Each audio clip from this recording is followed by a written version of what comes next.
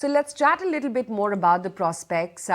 We have Mr. Baldev Prakash, the MD and CEO at J&K Bank, joining us right here in our studios. Mr. Prakash, great to have you today on ET Now. Thank you so much for joining in.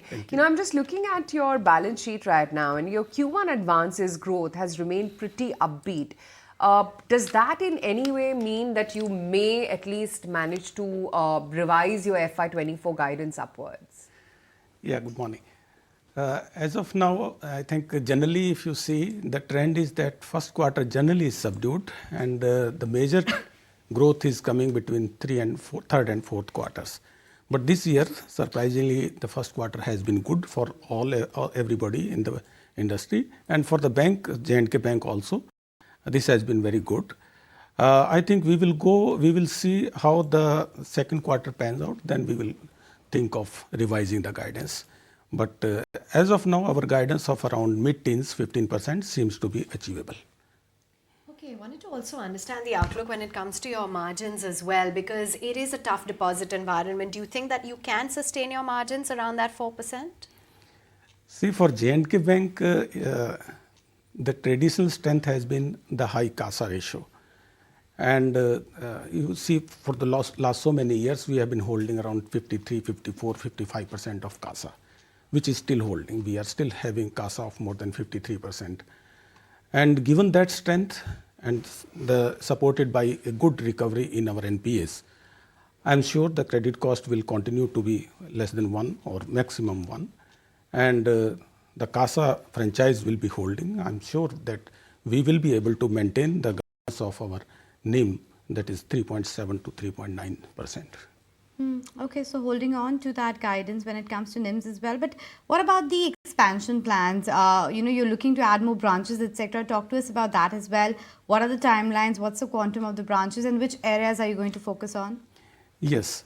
So we have an expansion plan, particularly in the rest of the country, where we find that a lot of opportunities are coming up.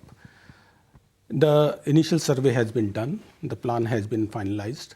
I think within maybe another 3, 4, 5 months, you'll see that we will be having good branches in the areas which needs financial inclusion.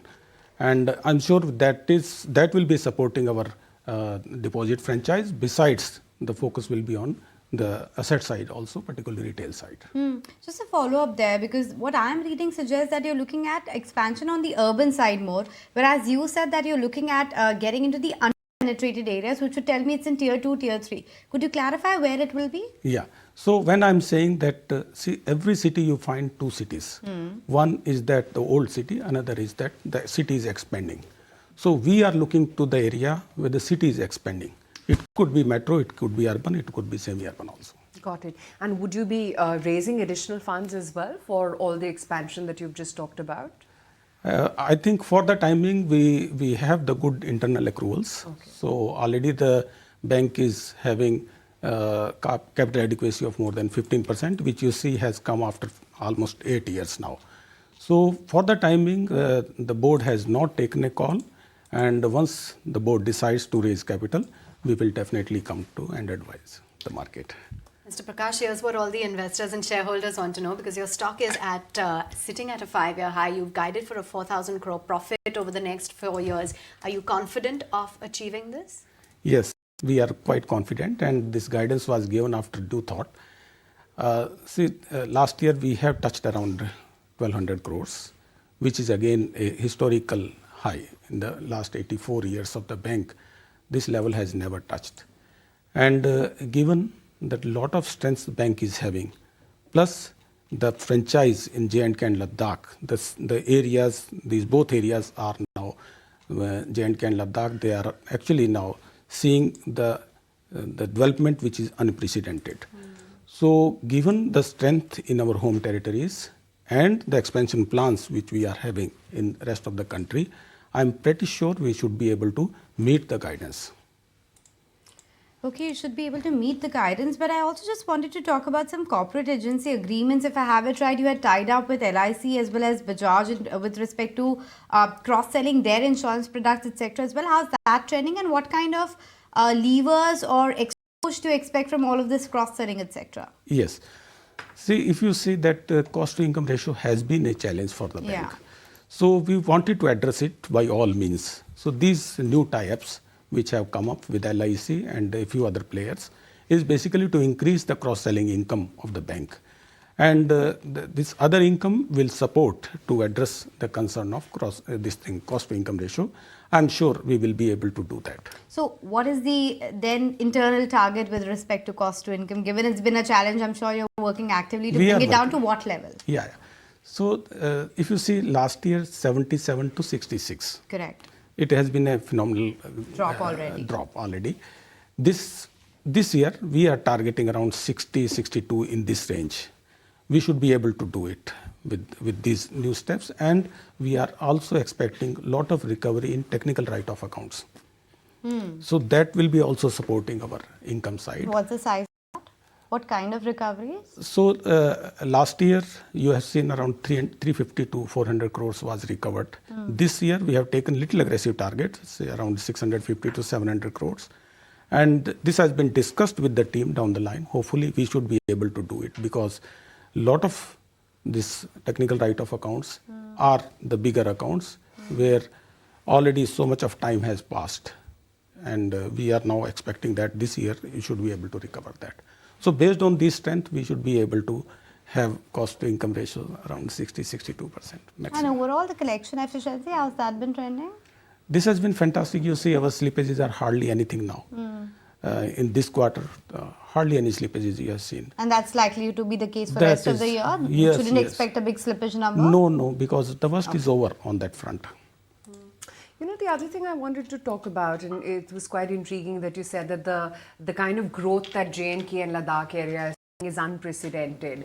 When you say growth, what sectors are booming right now? I mean, is it the retail loans, corporate loans, largely infrastructure development? Give us a little bit color through your eyes, because you're there at ground zero, as to what's really happening in those states. Development is happening in all areas, but as you see, the J&K economy is mainly driven by tourism. Yes. And the tourism, you see, this year, we are expecting it will be more than 2 crores of tourists will be visiting. Last year it was 1.8 crores. And after G20, a very successful G20 we had. And after G20, now the foreigners are also started coming to J&K. So once the people are coming there, so obviously they will be spending some amount. So that money will be going to everybody, including the Shikara ride, and including the MSMEs, the handicrafts, the taxi, the restaurants. And this money ultimately will be driving the economy and the bank also. You know, you did talk about your overall margins and your plans to sustain them around 3.7 to 3.9%. What's the outlook on your ROAs? So ROA, we have given the guidance of 0.9%, and which is holding as of now. So a lot of revenue streams which I have already told, including the recovery on NPLs. So we will be holding ROA of around 1% or 0.9 to 1% somewhere. As of now, we don't find any challenge on that. I just wanted to come back to the point. You have been alluding to the fact that CASA has been strong, but I was just going through the Q4 number. While the advances growth is healthy at 17%, deposits have gone up by just 6%. Incrementally, what will be the rate of deposit growth, let's say for FY24 and FY25? So we have given a guidance of 2 digit, that is around 10%. So from 6%, which you did in Q4, you're expecting it to jump up by almost 400 basis points. Yes, because the reason is that a lot of steps have been taken, and we are now using digitization for onboarding the new to bank customers, and that is going on very aggressively. Last year, we have actually upgraded our technology platform. Now we will be leveraging that technology platform for growth mobilization of deposits. All right, appreciate your time. Thank you for giving us a lot of clarity on your metrics, how you're expecting growth, the fact that you are very confident of that profit number as well down the line. That's the view coming in from the management of J&K Bank.